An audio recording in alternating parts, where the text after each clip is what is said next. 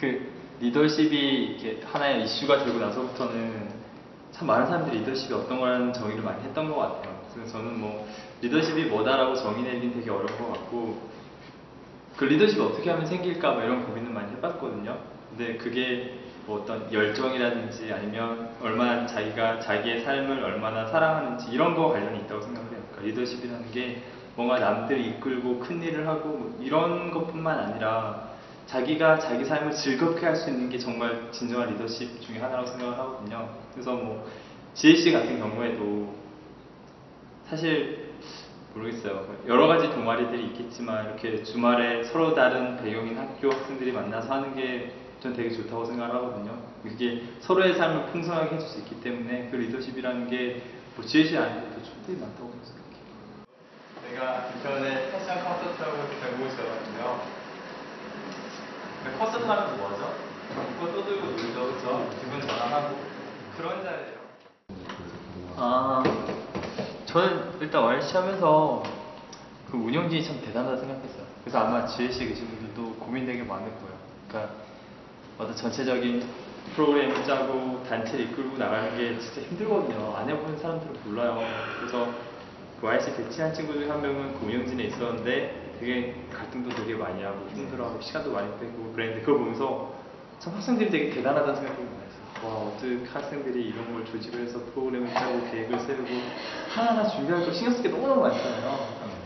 그때 참 대단하다는 생각을 되게 많이 했고, 거기에 비하면 저는 그냥 되게 하나의 저만 하였던 것 같아요.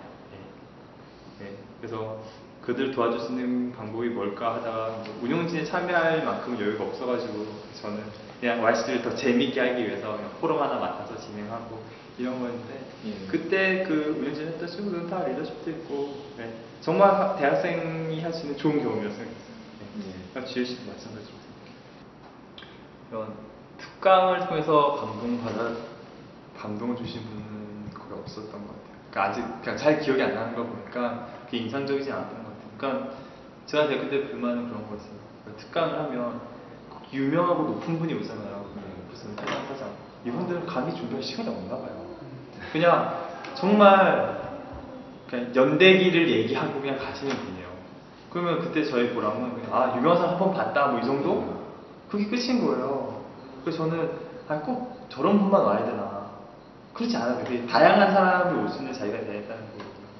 그게 없어서 좀 아쉬웠어요. 그것보다는 오히려 뭐 선배들이랑 술자리에서 들어서 이게 훨씬 더 많이 생각이 납니다. 친구들이랑 했던 얘기들.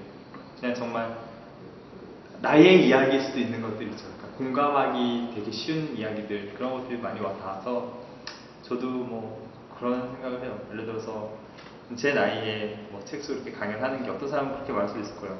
네가 뭘 안다고 살아와야지 이렇게 얘기할 수 있어요. 그러니까 우리나라 문화는 좀 그렇잖아요. 그러니까 어린 사람이 뭔가 그런 거 얘기하는 거에 대해서 좀 부정적으로 보시는 분이 있는데, 저는 어떤 생각을 하냐면 제가 가장 나아서 그 얘기를 하는 게 아니에요. 그러니까 그게 아니라 지금 제가 느끼고 생각하고 있는 것들을 지금 전해주지 않으면 이건 나중에 의미가 없는 얘기들이거든요. 그러니까 제가 오늘 했던 얘기를 50이 돼서 얘기하면 공감이 안 된다니까요. 듣는 사람들이. 그러니까 지금 할 수 있는 얘기를 지금 전해주는, 가장 신선한 혹은 가장 와닿는 얘기를 이때 해주는 그 의미를 저는 생각을 하는 거예요. 그래서 만약에 제가 35이 되면 또 35세에 맞는 그 얘기를 해주겠죠. 네. 그런 식의 관점을 생각하시면 돼요.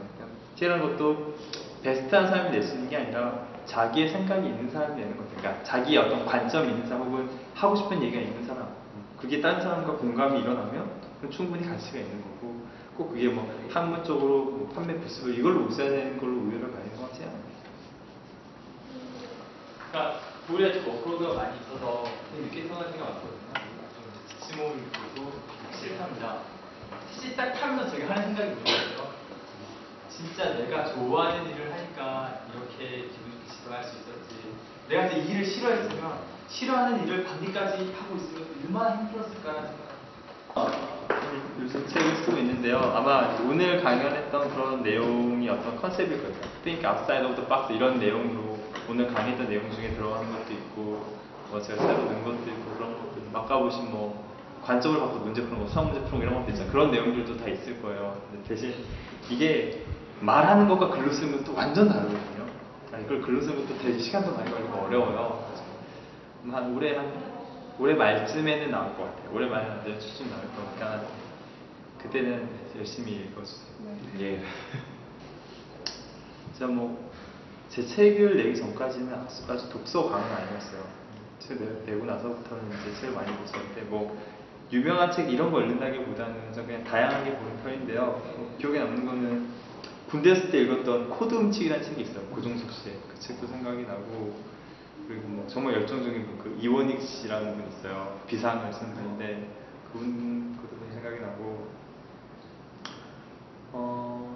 또 많이 좀 지식이 책 되게 좋아해요. 지식 채널이라는 그 EBS 방송이 있는데 그걸 정리한 책이 있어요. 그 지식이 원투도 되게 좋아하고 뭐 그랬던 것 같아요. 저는 20살 그거는 끝이 아니라 시작이라고 했지만 지금 제 나이도 그냥 시작이에요. 아직 시작이에요. 그러니까 제가 이제 시작할 때 말씀드렸는데 정말 어느 동아리나 어느 학교나 다 그때 거기마다의 분위기가 있어요. 근데 오늘은 그런 것 같아요. 참 대화를 했구나라는 느낌을 많이 받았고 그냥 일방적으로 무슨 주입식 교육 이런 게 아니라 참 마음을 열고 들어주시는구나 그런 생각도 되게 많이 했거든요. 그러니까 만약 이걸 또 리더십에 연결시키라면 잘 듣는 거예요. 경청하는 능력도 되게 리더십이거든요. 그러니까 그런 점에서 저는 너무 대단하신 것 같아요. 그래서 오히려 제가 더 감사드려요. 열심히 들어주셨기 때문에 제가 더 즐겁게 얘기할 수 있었던 것 같아요.